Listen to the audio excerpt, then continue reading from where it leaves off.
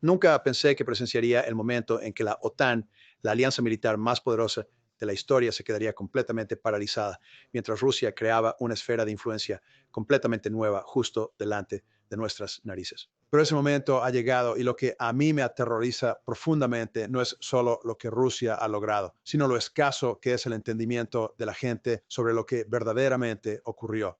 Rusia no ha abierto un nuevo frente militar, han hecho algo mucho más sofisticado y mucho más permanente. Han reorganizado fundamentalmente la geografía del poder euroasiático de una manera que hace que la arquitectura de defensa de la OTAN, valorada en billones de dólares, sea esencialmente irrelevante.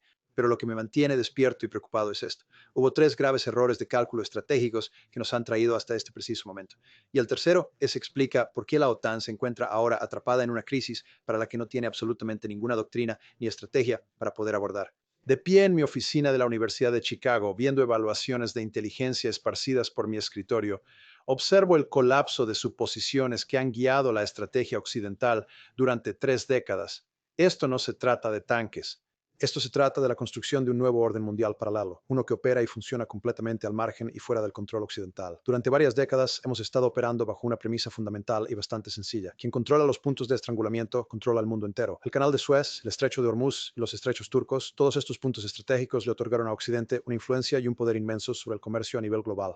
Pero ¿qué sucede cuando alguien construye una nueva carretera que elude todas tus puertas de acceso? Eso es precisamente lo que Rusia ha logrado hacer en la región del Cáucaso.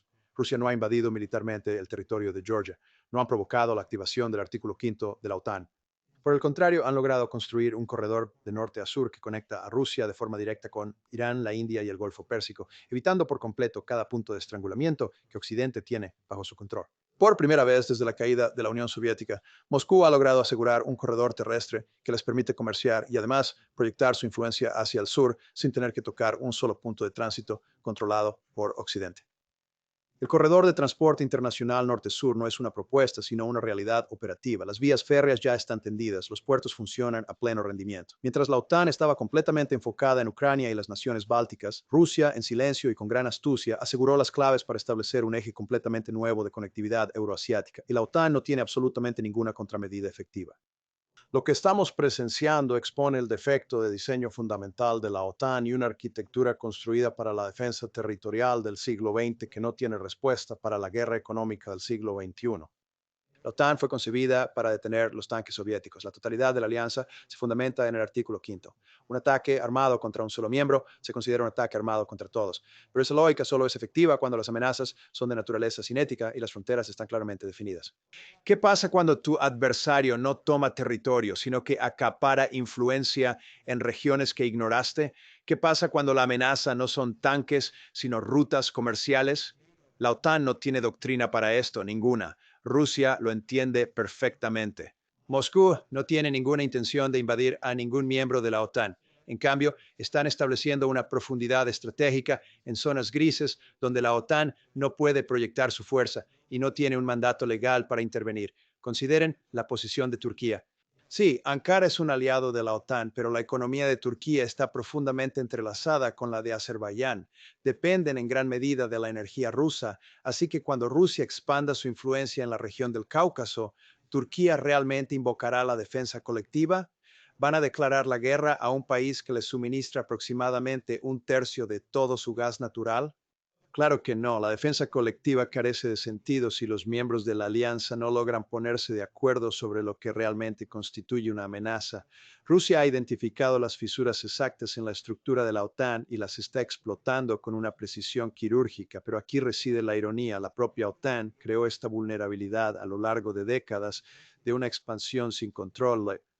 Cuando la Guerra Fría llegó a su fin, la alianza no se consolidó, sino que se expandió, absorbiendo a todas las naciones del antiguo Pacto de Varsovia que pudo alcanzar, empujando directamente hasta las fronteras de Rusia. La lógica parecía bastante sólida. Consolidar la victoria occidental y así establecer el nuevo orden mundial. Pero cada nuevo miembro implicaba inevitablemente una nueva frontera que defender. Cada nuevo compromiso implicaba que los recursos se extendían cada vez más, volviéndose más escasos. La verdadera estrategia consiste en establecer prioridades, pero la OTAN dejó de tomar esas decisiones difíciles. La alianza optó por la expansión en lugar de la sostenibilidad y ahora ha llegado el momento de pagar las consecuencias. Tenemos fuerzas desplegadas por todos los países bálticos. Estamos canalizando armamento hacia Ucrania. Estamos llevando a cabo un monitoreo constante del Ártico. Mientras tanto, Washington está ejerciendo presión sobre sus aliados para que dirijan su atención hacia Asia. Y justo en el momento más crítico de esta pesadilla logística, Rusia ha decidido abrir un nuevo frente de conflicto en la región del Cáucaso, una zona geográfica donde la OTAN carece por completo de infraestructura y además no posee ningún tipo de mandato legal que la respalde. Entonces, ¿cuáles son nuestras opciones? O no podemos desplegar fuerzas militares sobre el terreno. Ni Georgia ni Armenia poseen una membresía activa en la OTAN. Ya no podemos endurecer más las condiciones económicas. Hemos llegado al límite máximo de las sanciones. No podemos escalar militarmente sin el riesgo inminente de una confrontación. ¿Qué es lo que nos queda? Comunicados de prensa, cumbres de emergencia, expresiones de preocupación. Y mientras nosotros estamos redactando comunicados, Rusia continúa avanzando sin detenerse. Esta es la ironía más grande de todas. Los mismos instrumentos que en su momento forjaron nuestra dominancia se han transformado ahora en verdaderas limitaciones. Ahora bien, pasemos a examinar con detalle qué es lo que Rusia está edificando en la actualidad. Moscú en realidad no tiene la necesidad de poseer físicamente el territorio. Lo que realmente necesitan es controlar el flujo, es decir, el movimiento constante de la energía, de los bienes y, por supuesto, del capital. A lo largo del último siglo, el comercio mundial se ha movido principalmente de este a oeste. Esa configuración geográfica nos proporcionó una ventaja, pero ¿qué ocurrirá cuando las rutas comerciales se desplacen de este a oeste hacia norte a sur? Que la influencia occidental se evapora. El corredor está operativo. Los bienes rusos pueden moverse ahora a través de Azerbaiyán e Irán para llegar al Océano Índico sin tocar los puntos de tránsito occidentales. Y aquí está el problema de la OTAN. No hay una solución militar. No puedes imponer una zona de exclusión aérea sobre un acuerdo comercial. No puedes realizar un ataque aéreo contra un ferrocarril. Rusia no necesita derrotar a la OTAN en una guerra. Solo necesitan lograr que la OTAN pierda toda su relevancia estratégica, construyendo sistemas paralelos fuera del control occidental. El corredor del Cáucaso no es un fenómeno aislado, es parte de una realineación global mucho más amplia y significativa. Miren la expansión de los BRICS. Arabia Saudita, Irán, los Emiratos Árabes Unidos, Etiopía, Egipto, importantes actores, se están uniendo no para luchar contra Occidente, sino para construir alternativas a las instituciones dominadas por Occidente. Están creando sistemas financieros paralelos, bancos de desarrollo alternativos y nuevos acuerdos monetarios. ¿Por qué? Porque Occidente ha transformado el sistema financiero global en una verdadera arma de presión. Cuando los Estados Unidos congelaron las reservas soberanas de Rusia en el año 2022, todas las capitales del mundo recibieron un mensaje muy claro y contundente. Sus activos financieros están completamente seguros solo hasta que Washington decida que usted es un adversario. Cada nación soberana comenzó a preguntarse con preocupación, ¿y si somos nosotros los próximos? Empezaron a construir sus propias alternativas, no por un sentimiento de odio hacia Occidente, sino por el temor a depender. Esto no es ideología, es gestión de riesgos. Y una vez que construyes la infraestructura, la utilizas. Ahora estamos viendo que el comercio se liquida en yuanes, rublos y rupias. Arabia Saudita está discutiendo fijar el precio del petróleo en monedas que no son el dólar. Estos no son desaires diplomáticos, son fracturas estructurales en la influencia financiera occidental. El corredor del Cáucaso se conecta con estos cambios más amplios. No se trata únicamente de trasladar productos rusos a los mercados de la India, se trata de construir un ecosistema económico completo que opere independientemente de la supervisión financiera y los marcos regulatorios occidentales. Me gustaría presentar un concepto, el de la liquidación imperial. La liquidación no debe confundirse con un colapso. Un colapso, por el contrario, es algo repentino. La caída del Imperio Romano, la implosión de la Unión Soviética, la liquidación es un proceso de declive controlado. Es la constatación de que los gastos generales son excesivos y ya no puedes permitirte gobernar el mundo. La historia nos da el ejemplo. El Imperio Británico, después de 1945, Gran Bretaña no perdió la Segunda Guerra Mundial, estuvieron en el lado ganador, pero la victoria los llevó a la bancarrota, así que transfirieron el liderazgo hegemónico a Estados Unidos. Eso es liquidación. Y así es como se encuentra hoy el orden liderado por Occidente. El modelo de negocio de la hegemonía está roto. Los rendimientos de nuestros principales instrumentos de poder están disminuyendo rápidamente. La acción de Rusia en el Cáucaso es una prueba de estrés. Moscú pregunta, ¿tiene Occidente aún la capacidad para defender los límites de su esfera? La respuesta parece ser no. Probablemente podamos mantener el control sobre Polonia y los países bálticos, pero el Cáucaso, así como Asia Central, esas regiones se están alejando de nuestra influencia, no porque hayamos sido derrotados en el campo de batalla, sino más bien por un profundo agotamiento estratégico. Esto es precisamente lo que parece una liquidación en tiempo real, pero una liquidación, por grave que sea, no significa la extinción total. La Gran Bretaña postimperial no desapareció. Se mantuvo como una potencia nuclear, pero dejó de ser la potencia hegemónica. Ese es el futuro que le espera a Occidente, no un apocalipsis, sino una clara degradación.